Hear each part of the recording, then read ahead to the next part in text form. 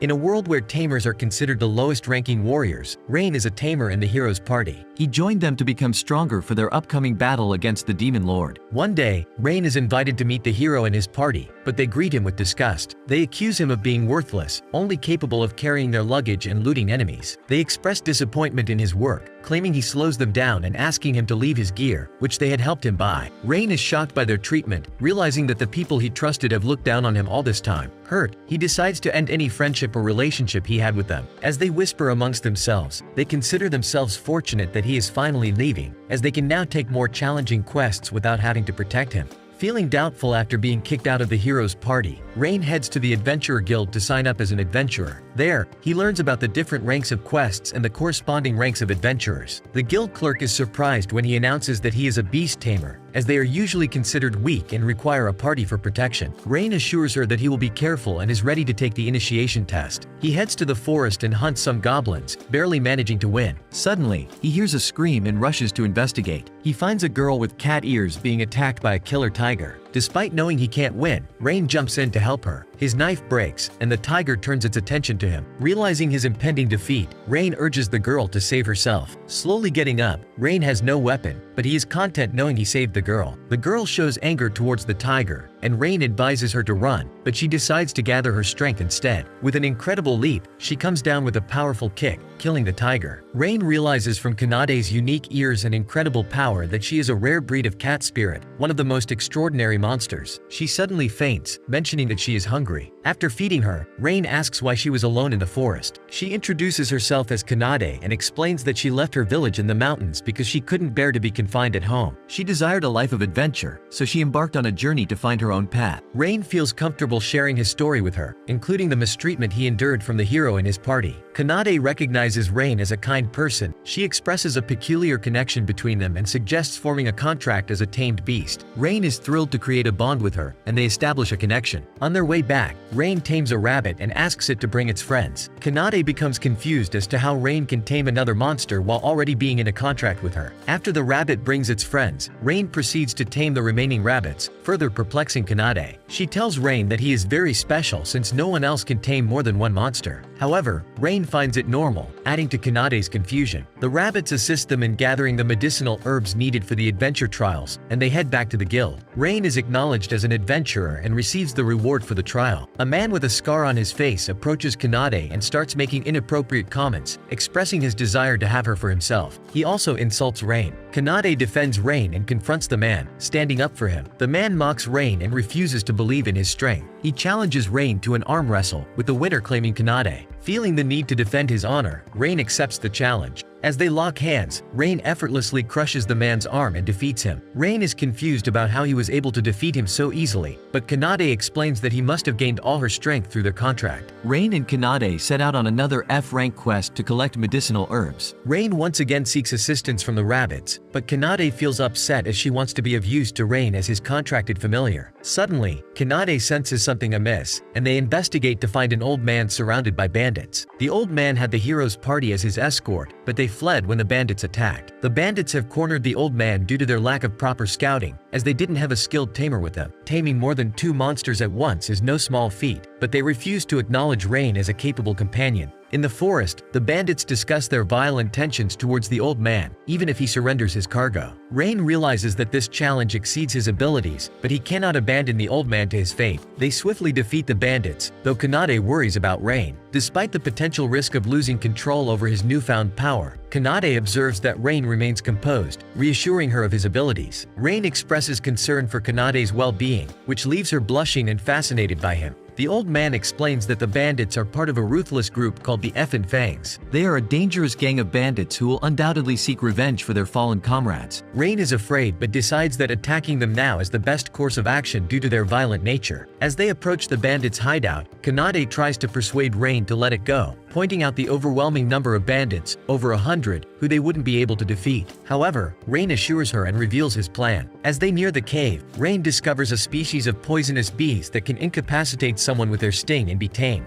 He sends Kanade to find reinforcements, specifically the Order of Knights, tasked with protecting the nation. Rain successfully takes down the Effin Fangs, and only the adventurers arrive to deal with the aftermath, explaining that the knights do not concern themselves with matters like bandits. Suddenly, a group of king lizards emerges, attacking everyone. It turns out that the bandits kept them as a form of protection, but they had spiraled out of control. Rain and Kanade join forces to fight the king lizards, taking them down one by one with their relentless assault. In the city, Rain and Kanade head to an inn to spend the night, as it would take until morning to rally the remaining bandits. They receive a substantial reward and are promoted to rank E adventurers for their heroic efforts. After a shy encounter in the inn, Rain and Kanade spend the night together, with Kanade reassuring Rain of her trust in him. The next morning, the inn clerk seeks their help, informing them that a hooligan has been blocking the Stride Bridge, the only trade route between the northern and southern continents. Adventurers who defeat him are allowed to pass, but no information about the hooligan's identity has been obtained from the defeated adventurers. As Rain and Kanade ponder this, a dragon suddenly appears, descending with great force and transforming into a girl named Tanya. She introduces herself as a dragonoid, an ultimate species bound by laws to embark on a journey to grow stronger and seek worthy opponents. Her goal is to find such opponents. The fight begins abruptly, with Tanya breathing fire at Rain and Kanade. Kanade retaliates, and Tanya counters. Rain attempts to catch Tanya off guard, but she launches another fire attack, pushing them to their limits. Realizing that he needs to change his approach, Rain understands that he must fight as a tamer. He asks Kanade to keep Tanya distracted while he implements his plan. As Kanade and Tanya continue battling, Rain summons a type of poisonous bird to attack Tanya. Eventually, Tanya falls to the ground, paralyzed by the bird's toxin. Rain decides to take Tanya with him, assuring her that he has no intention of selling her to slave traders but wants to dissuade her from engaging in such behavior again. Rain takes Tanya to the guild, where he tries to protect her identity to avoid causing her any trouble. Tanya expresses her desire to join them, believing that being with Rain and Kanade will provide better training than she could find elsewhere. Kanade suggests forming a contract with Tanya, and Tanya gladly accepts. Thus, a bond is established, and Rain becomes contracted with two ultimate species.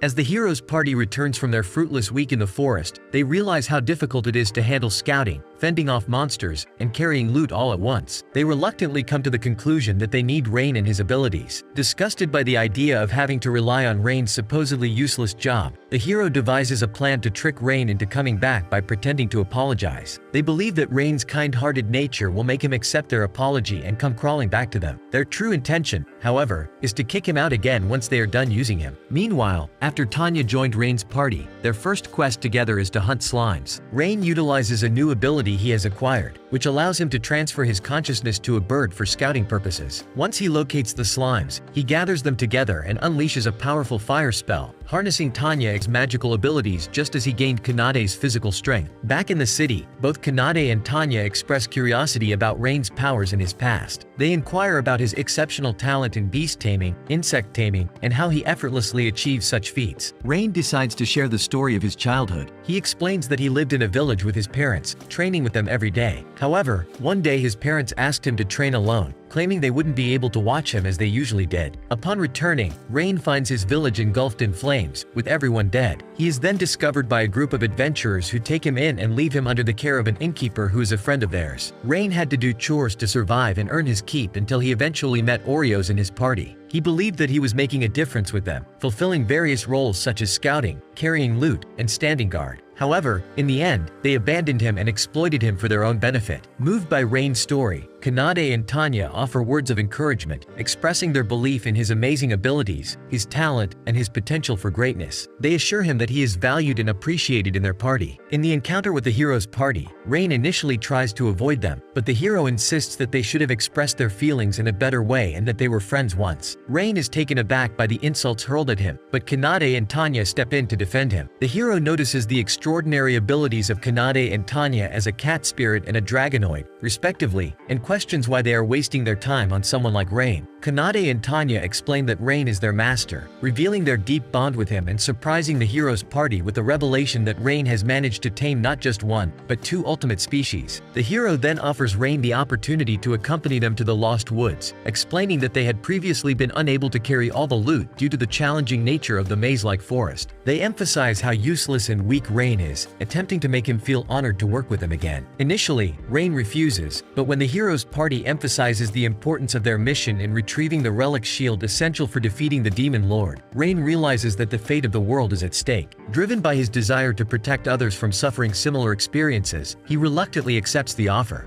However, before proceeding, Kanade and Tanya insist that the hero's party apologize. Tanya suggests that they should grovel on the ground as a gesture of respect for Rain. The hero becomes angry and insults Kanade and Tanya, demeaning them as pets and playthings. Unable to contain his anger, Rain punches the hero, Arios, in the face, sending him flying. This act triggers a fight between Rain's party and the hero's party. In the midst of the battle, Kanade showcases her incredible strength, easily deflecting the attacks of the hero's gladiator and responding with devastating punches. The gladiator threatens to use his full power, but Kanade confidently states that she will do the same. The gladiator becomes fearful upon realizing that Kanade hasn't yet unleashed her full strength. She launches a powerful kick, knocking him unconscious and solidifying Rain's party's victory in the skirmish. In the battle against the mage and saint of the hero's party, Tanya effortlessly dispels their magic with her material canceller magic. Mocking them, she laughs at their futile attempts to harm her. Exhausted and unable to continue, the mage and saint admit defeat as Tanya cancels her own epic magic, revealing it to be a prank. Meanwhile, Rain and the hero, Arios, engage in their own intense battle. Arios continuously throws insults at Rain, provoking him further. Arios showcases remarkable swordplay, but Rain's incredible strength is evident as he throws powerful punches. The hero questions how Rain can possess such power. As the fight continues, Arios attempts to use his magic against Rain, but he overlooks a crucial detail: Rain's ability as a tamer. Rain had formed a temporary contract with a bee, allowing him to paralyze Arios and bring an end to the fight. Rain, Kanade, and Tanya proceed to the Lost Woods to retrieve the shield, realizing they can complete the quest without the hero's party. They encounter a fairy named Sora, an ultimate species with immense magical abilities. Fairies are known to harbor a strong dislike for humans due to past mistreatment. Rain bravely faces Sora's attack, piquing her curiosity about the kind of adventurer who would do so.